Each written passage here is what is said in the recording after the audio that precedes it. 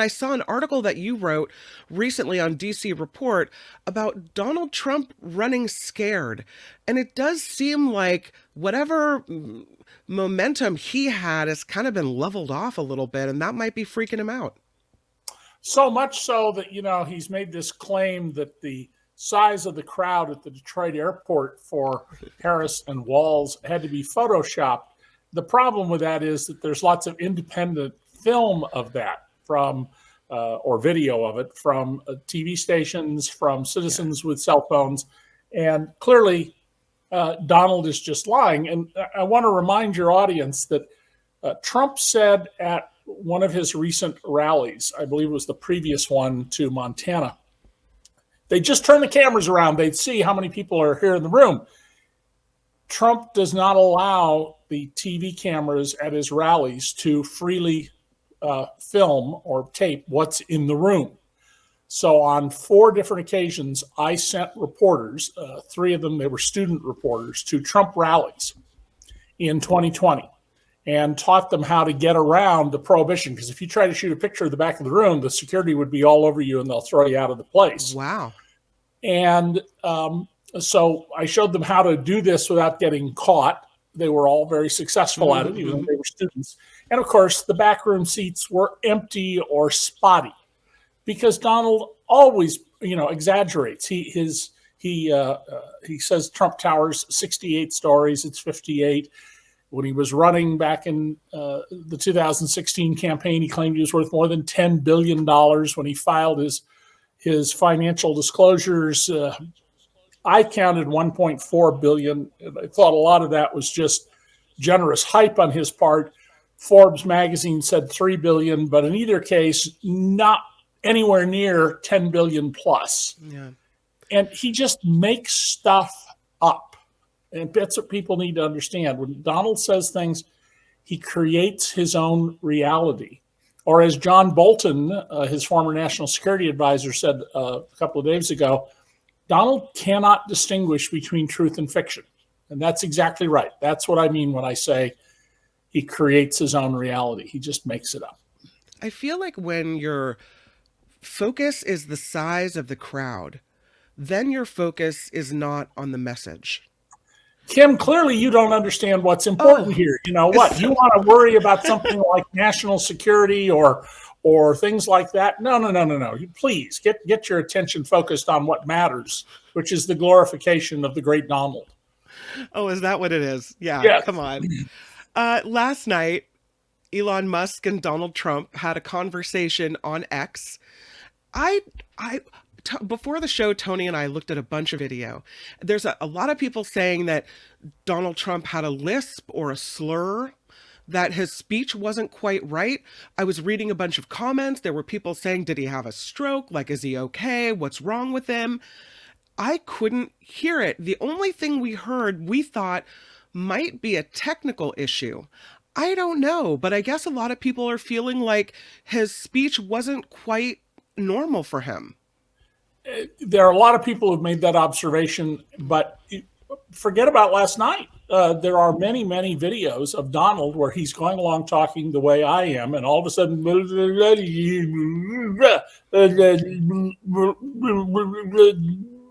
and then he goes back to normal. And that has gotten virtually no news attention. Peter Baker, the White House correspondent chief White House correspondent for the New York Times, had a piece. I guess it went online Sunday and in print Monday, yesterday, about Joe Biden's cognitive decline. Mm-hmm. But nobody has been focusing on Donald Trump's clear indications of something has gone wrong in his brain. And I find this very troubling and very one-sided. News stories I read every day, and I subscribe to a whole broad array of news organizations and go through and sample them. They summarize or characterize points in Trump's speeches and often don't quote him directly because they're not quotable. I mean, the comments just wander off into space.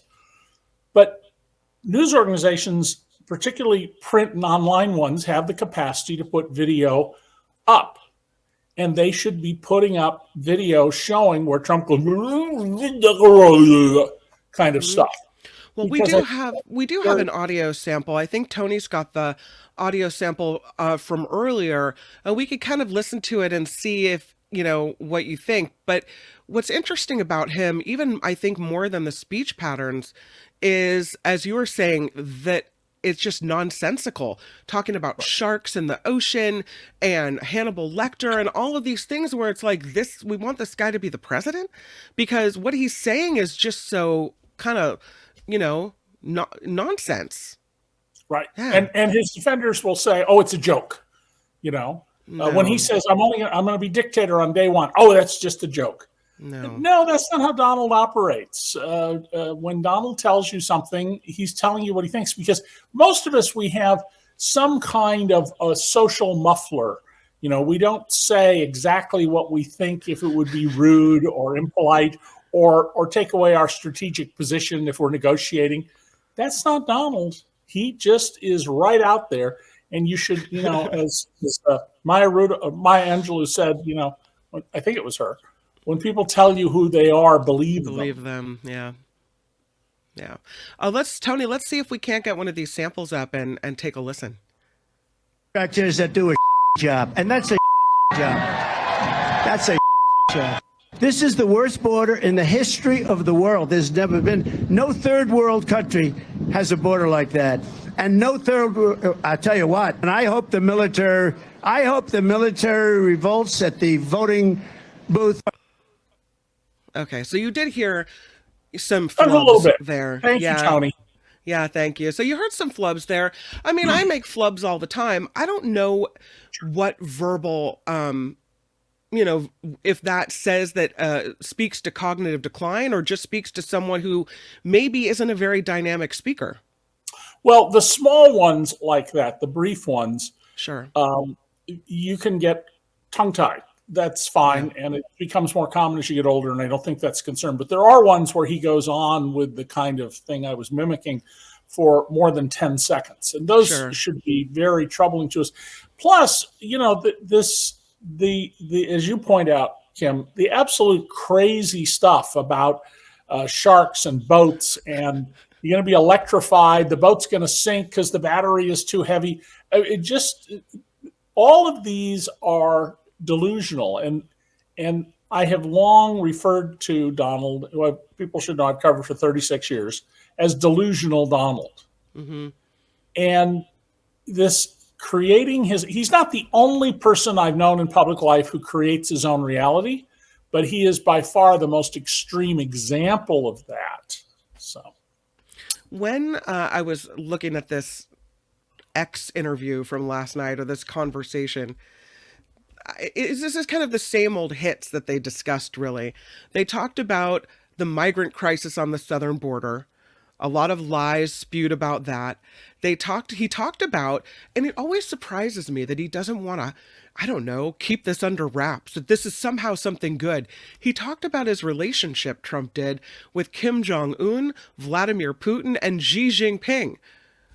I mean, he's talking about how he's respecting these people. He said, they're tough, they're smart, they're vicious, they're going to protect their country. Whether they love their country, they probably do. It's just a different form of love, but they're going to protect their country.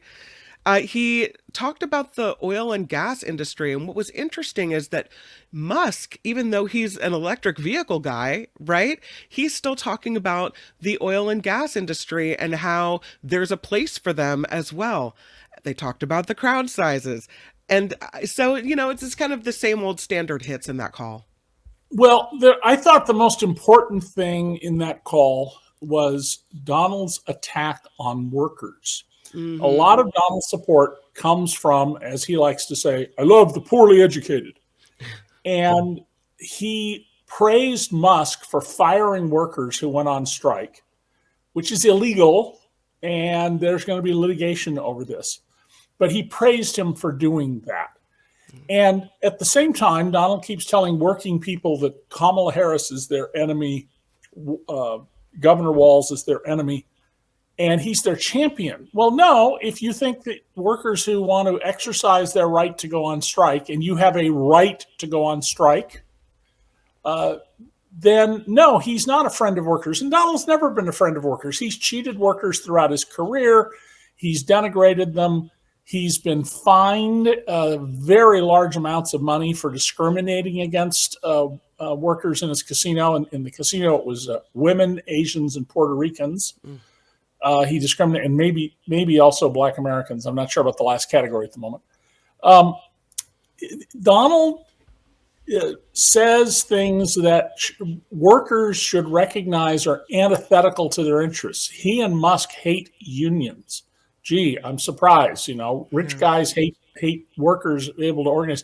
And Donald Trump has said many, many times that wages are too high. I wrote a column in February of 2020. The headline was something like, at $2.13 an hour, Trump thinks this waitress makes too much money. The federal minimum wage for wait staff, waiters, bartenders, barbacks, people like that, is $2.13 an hour. It's been fixed at that since 1993, under a deal between President Clinton and Herman Cain, who at the time was head of the National Restaurant Association's lobbying operation. And that's 98 cents, by the way, an hour in today's money, 98 cents. So from there to the federal minimum wage of $7.25, the tips you get go to meet the minimum wage. And Donald is against the $2.13 minimum wage for tipped wait staff. People should not lose sight of this. He thinks workers are paid too much money. I mean, basically, Donald is of the belief that every dollar you get is a dollar he didn't get. And he should have all the dollars because he's Donald and he's special. And we would call him, in economics class, we would call him a mercantilist. The mercantilists were the people who believed, before Adam Smith came along and explained market economics in 1776, mercantilists believe there's a fixed amount of wealth in the world. So if you get a gold doubloon, that's one I didn't get. If your country gets some wealth, then it came out of the pockets of other countries. And Donald says that all the time. He makes comments indicating that, because even though he supposedly studied economics, he doesn't understand economics at all.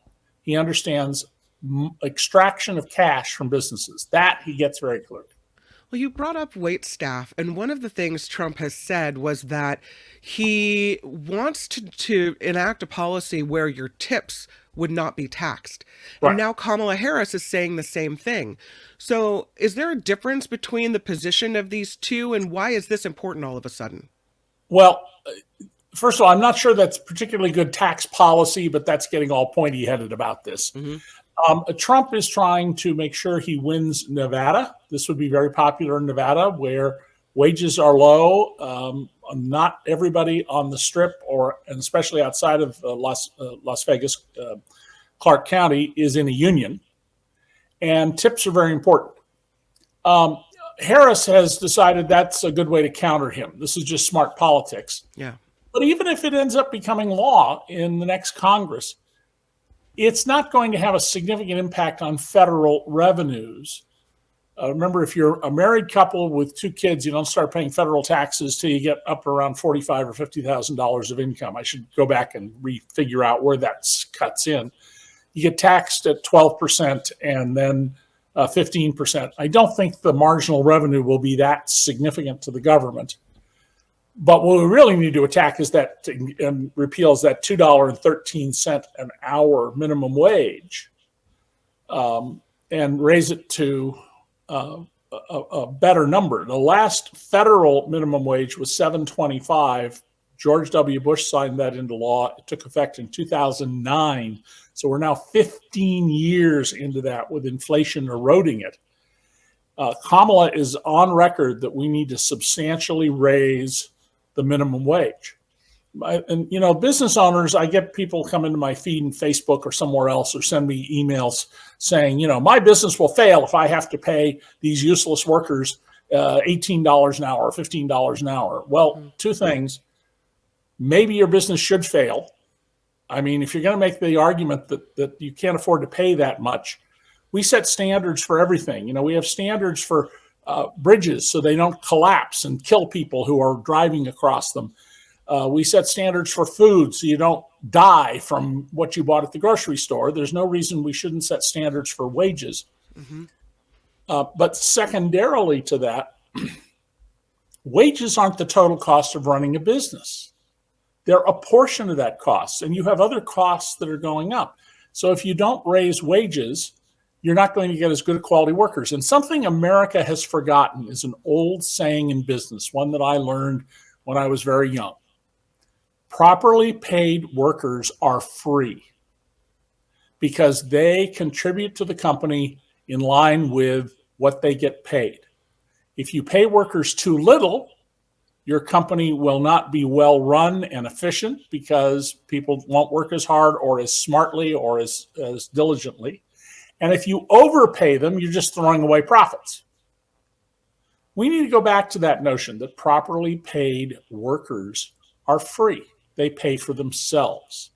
And if we did that, I think we'd see higher wages and we would see people who don't perform having a tougher time getting jobs. I'd often wondered when you hear Kamala Harris talk about her focus being on raising the middle class, the people that are working for minimum wage, because I don't think they're middle class. These are people that can barely afford to go to the grocery store. So who's fighting for them? Well, if you're earning even the local minimum wages in places like San Jose or where I live in Western New York, you're not middle class. There's no question about that. The new measure of poverty called ALICE, that's asset limited, income constrained, employed, ALICE. That is, you don't have any assets. You don't have any savings or own very much stuff. You certainly don't own stocks and bonds. Mm-hmm. Your income is constrained. It's too small, but you're working. Well, to get out of the state of being ALICE, the new poverty measure, a family of four in the San Francisco Bay Area would need to make, I think it's just about $90,000. Yeah. If they have child care. If they don't have child care, it drops down to somewhere in the $70,000 figure. And yes, wages have not kept up with increased productivity and increased wealth. What's happened is under a whole set of rules that we have, the very first ones were adopted under Carter, but they really took off under Reagan. We have reworked the economy under rules that reward people the higher up the chain they already are and put barriers to getting to a higher income level in the future. And we have this vastly disproportionate distribution of income in this country and of wealth. And my book's Perfectly Legal has simple charts in it based on a ladder that will show you. But the most revealing one, now this is from 2003, but the fundamental principle is the same. There's a chart on takes a full page of the book. There's a 1-inch high line in black, and it says this represents the average increase in income over the last, I think it's 30 years, adjusted for inflation among the bottom 90% of Americans, 1 inch. And then we get to the top 10th of 1%. And the black line goes all the way to the top of the page with an arrow and a little text next to it that says continues off the page for 62 and a half feet. Because the ratio was 7,500 to 1. A super rich person you get $1, Kim, in real increased income after the time period we're measuring. And people at the very top, for every dollar you and I or anybody else got, every individual got $1, they got $7,500. And thanks to Trump, they're paying lower taxes. Lots of very wealthy people now pay lower taxes than upper middle class people. So you have a 2-income couple who work all year. They have good jobs. They make $500,000. Each get $250,000. Don't you feel sorry for them? They're doing fine, but they're paying a larger share of their income to the federal government than Jeff Bezos, who in some years pays nothing. Donald Trump, who pays nothing in many years, 15 of the first 20 in this decade, we know. Elon Musk. These people aren't paying taxes. because the system favors them and dumps on everybody else. Can we talk for a minute about a nightmare scenario that it kind of keeps running through my mind? Sure. And this is kind of a what if thing, but I was thinking about how successful Kamala Harris is in all the polls. And if she wins by a landslide, I was trying to think of what the Trump response would be to that versus if she wins by just enough to put her into the White House. What's his response? I was hoping you could paint me a picture in both scenarios. They're going to be the same scenario. If Donald does not win, then the election was stolen. That's going to be his assertion. No matter what, even if it's by a landslide. No matter what. Donald will never acknowledge defeat. And to a black woman, as a racist, a lifelong racist, a man who said that the Central Park Five, who later were completely exonerated, should be executed without trial, and who after they were exonerated said, "I never heard that. They're guilty." He's never going to accept the results. Remember, this is a man where there's videotape of him saying, "I won all 50 states. Everybody knows I won all 50 states. They stole it." He didn't come close to winning all 50 states. You can dismiss that as delusional, and I wrote about it at the time as delusional, but it's also indicative of Donald's belief that, he creates his own reality. Yeah. It doesn't matter what the facts are. There will be legal challenges to this. Kamala Harris will win the popular vote by a bigger margin than I had predicted for Joe Biden. Joe Biden was going to win, even with the issues that came out in the debate, by at least 10 million votes. But that's not how we elect the president. We elect the president through the Electoral College. And what's got to be scaring Donald is, what did Kamala Harris do as soon as she picked Governor Tim Walz? Swing state, baby. She went to 5 of the 7 states that are in play and produced these unbelievably huge crowds. I shouldn't say unbelievably, they're believable. These unexpectedly huge crowds of people. Within 4 or 5 days of her being the presumed nominee, because Biden stepped back, more than 900,000 people who there's no record of them ever giving in a political campaign made donations. You make a campaign donation, there's a record made of it by law. They don't have to publish ones under $200, but the parties and others have all this data, so they can immediately check and see whether there's a donation. 900,000 people who never gave in just a couple of days, and these huge crowds. So she's going to have a blowout election, but it won't mean anything if there isn't a success in electing members to the House and to the Senate. In the case of the House, the Democrats are going to get it back. The only reason that they've had it for the last 2 years was political malpractice here in New York State, where I live, where the Democratic Party agreed to a map redrawing districts that favored the Republicans. It wasn't neutral. It was favored the Republicans. And these idiots, and I don't know what else to call them, but idiots, said, "Oh, sure, okay, fine." And suddenly there were 5 Republicans elected to seats that had been held by Democrats. The Senate's the tougher ball game. And of course, that controls judicial appointments. If the Republicans control the U.S. Senate, I will not be surprised if not a single judge is approved in the next 4 years during a Harris administration. They'll just say, "We're not going to approve any judges," and there's nothing that can be done about that. The goal, clearly, of the Trump-Publican Party is what Steve Bannon said in 2016. We're going to destroy the administrative state. And he's spoken about it innumerable times in the War Room, his show. So it really matters that people turn out and they vote, not just at the top of the ticket, but in the races for down ballot, particularly U.S. Senate races.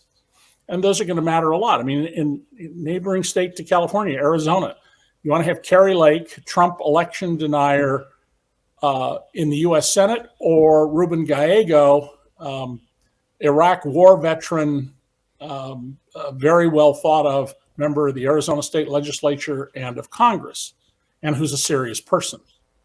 Those are the sorts of issues. And it's I think the outcomes of this are not certain at this point, except that the popular vote will go to Harris by a very large margin.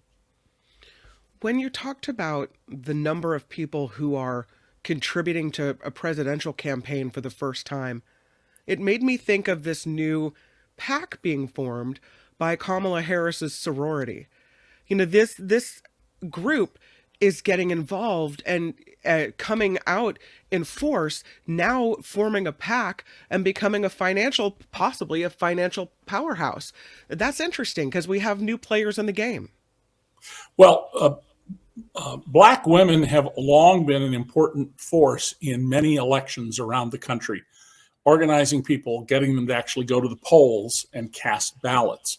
And clearly, Kamala Harris has ignited her sorority sisters and others in her support. I suspect there are also a lot of people who are going to vote for her, whether they think she'd be a particularly good president or not, because they just want to get rid of Donald Trump.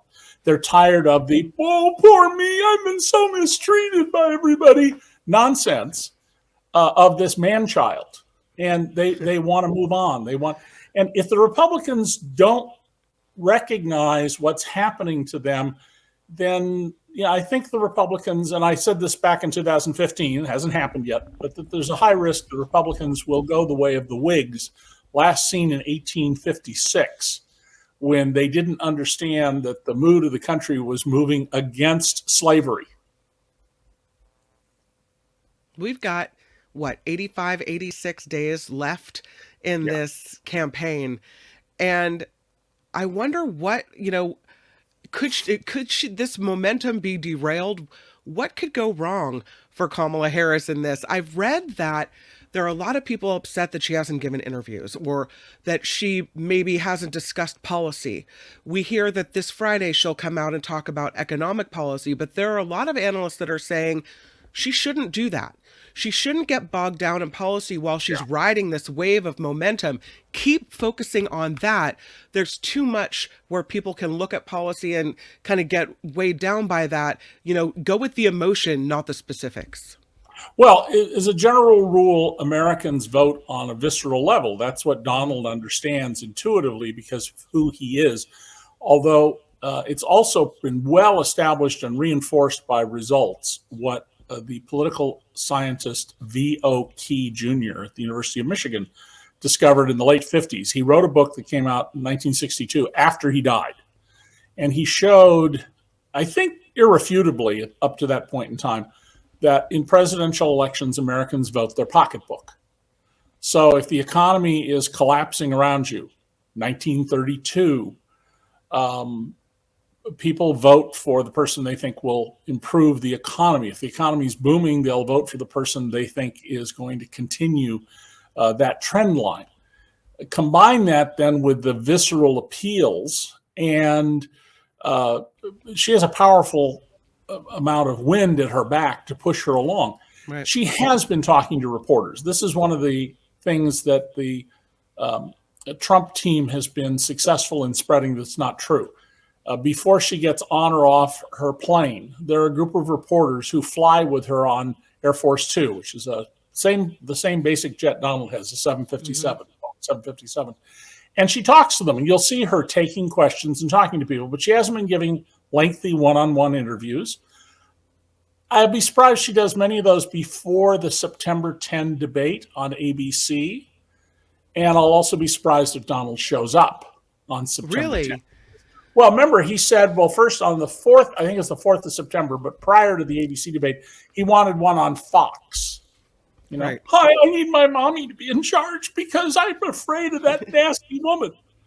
But he came out with his big press conference the other day, which was a mistake, and said, hey, we're going to do one on ABC, and we're still in the works for NBC and Fox. So he said he would. Now you think he's going to back out? Donald says things all the time. Mm-hmm. If she is very successful, first of all, he wants one before ABC. And Kamala Harris has made it clear that we'll talk about things after the first one.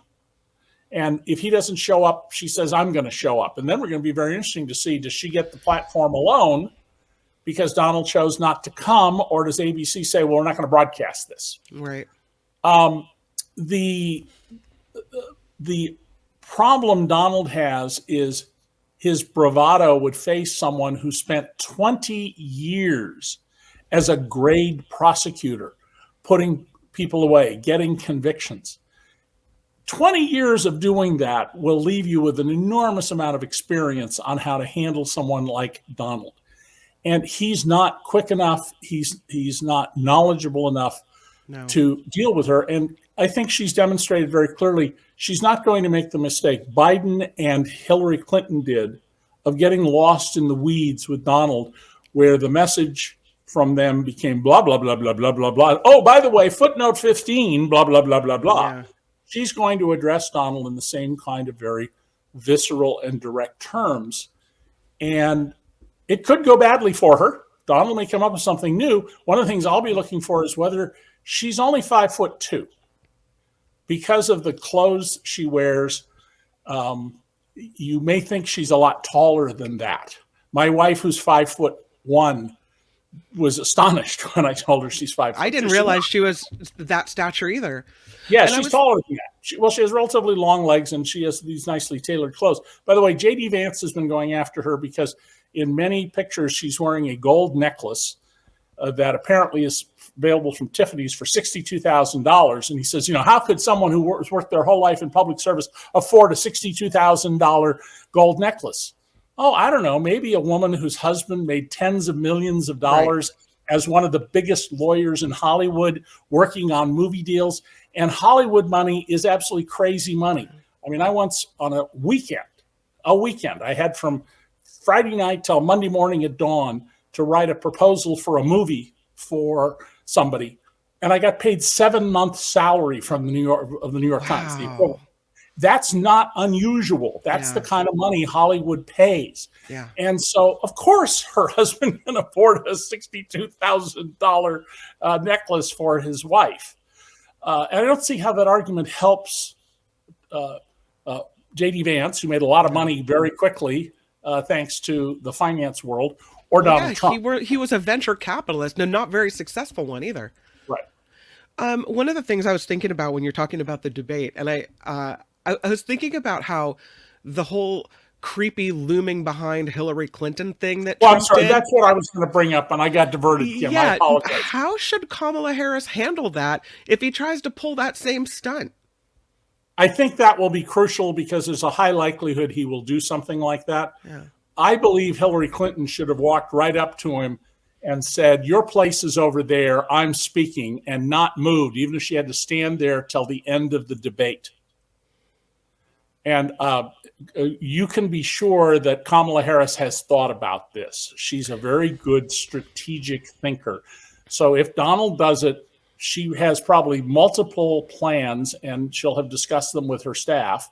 And years from now, probably after I'm gone, we'll find out, exactly how that came about, because all secrets eventually come out. It's so interesting because I was thinking she has to be strong in this case, but she also has to not be bitchy, right? So there's this line where she has to be seen as a strong person and a strong candidate, but she can't sink to his level. It's a hard one. Well, she's done very well about that so far. Mm-hmm. And here's the problem she's facing.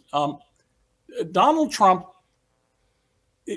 is not a normal sort of person that you meet, okay? One of the first things I realized about Donald when I met him in 1988 was that he is a con artist. And I've exposed a lot of con artists in my career, going back into the early 1970s. He will tell you whatever will get you to suspend your natural skepticism so he can get the money in your pocket and put it into his pocket. He only, however, thinks in the very short term. One of the points of his book, The Art of the Deal, that every reviewer I've read completely missed, is it's a description of one fraud after another. Fraud at golf, fraud in business deals. And at least he's consistent. Yeah. Well, but the principle here was, until he ran for president in 8 years ago, he could clean somebody's clock and then move on, because there's always more people. I mean, there's over 300 million people in this country. Yeah. So you can just find another victim, another person who's a fool, and move on. He can't do that anymore. He's in a place where he can't just move on. There's not another country he can do this to. And that for Donald creates a problem that a lot of people now understand, that Donald Trump is a lifelong criminal. He's someone I feel sorry for, because he's lived this 13-year-old boy nightmare version of Groundhog Day for the last 65 years. And what a horrible thing to do, to relive your, whatever it was, 6th, 7th, or 8th grade that you went through puberty. Oh, how horrible. And Donald has sort of painted himself into a corner. It's a very high-level corner, but he's in that corner, and he can't run away unless he does things like not show up for the debate with some excuse as to why he's not going to do so. Now, Kamala Harris can make a mistake, a blunder along the way. She can do something that blows up her campaign. So she's got to be thinking very strategically. She has to stay on message. She has to get enough rest. In the 2016 campaign, Hillary Clinton was just go, go, go, go, go, to the point where we all saw the video of her collapsing as she was getting into a vehicle. Donald, nobody wrote about at the time except me and a handful of other people, disappeared for several days at a time. I mean, this past week, he had one public event. He's not campaigning like she is. Yeah. He added the press conference where, by NPR's count, in 1 hour, 162 false or misleading statements in an hour. So this can still go badly for Harris, but not if she sticks to her knitting, thinks strategically, and shows the kind of discipline in her positions. And she continues to not drop to his level, but at the same time doesn't take the bait from him on any of the issues. Be a big mistake for her to take the bait on anything. Run your own campaign, separate and apart from what he's doing, and sink or swim with it. By the way, before we go, there's one thing I want to make sure that we mentioned. Okay. LA 28. The Olympics are coming back to LA for the first time since 1984, and before that, 1936. We just saw in the Paris Olympics that they had surfing, and they did it in Tahiti. Why? Yeah. Well, that's a French area. Right. So yes, it's halfway around the world, but it makes sense that you can't surf in the English Channel. All right. You can't surf in the Mediterranean very well down at Marseille. But women's softball is going to be played in Oklahoma, which is 12 or 1,300 miles from Los Angeles. Why? Why are they doing that? Well, when I was a boy living on an orange ranch, a farm in the 50s, the world, quote unquote, World Women's Softball Championship was held in Orange every year. And there's a ball field there across from the municipal pool called the Plunge, and the supposed, most important women's softball games would be played. I went there as a little boy and watched some of them. Why are they going to Oklahoma? It turns out that there isn't a softball field with big enough seating in Southern California. So they're going to Oklahoma, which really tells you there's been a huge change in the political and economic outlook of the leadership of LA. LA should be, as a matter of geography, a minor city. Limited water, no significant harbor compared especially to San Francisco, which is the more natural economic capital of California and the West Coast. And whenever they needed something, they built it. They built all these freeways, the stretch marks on a growing city in the 50s and the 60s. And when they had the 84 Olympics, they built all sorts of venues. They built a velodrome, for example, for bicycle racing out in the San Fernando Valley. They're not putting up the money to build a softball field, which could be used for other things, baseball, Little League, various things if you think about it. So that tells you that the growth for the sake of growth, we can do anything. We've gone from being nothing to the second biggest city in America. Attitude among the leadership in Los Angeles has changed. The city fathers that I knew and wrote about when I was with the LA Times back in the 80s, they would absolutely not have gone along with the idea that we're going to have the women's softball championship played in Oklahoma. Yeah, no, that's a lot different than French Polynesia. Interesting. Yeah. David K. Johnston, thank you for being here. I look forward to talking with you every week, and I'm so happy that you're able to come by today. Thank you. Take care. See you next week. Hi, it's Mark, and I thought that was great. Hit the notification bell. You'll know whenever there's a new video being dropped, and please subscribe to our channel to help us save the universe.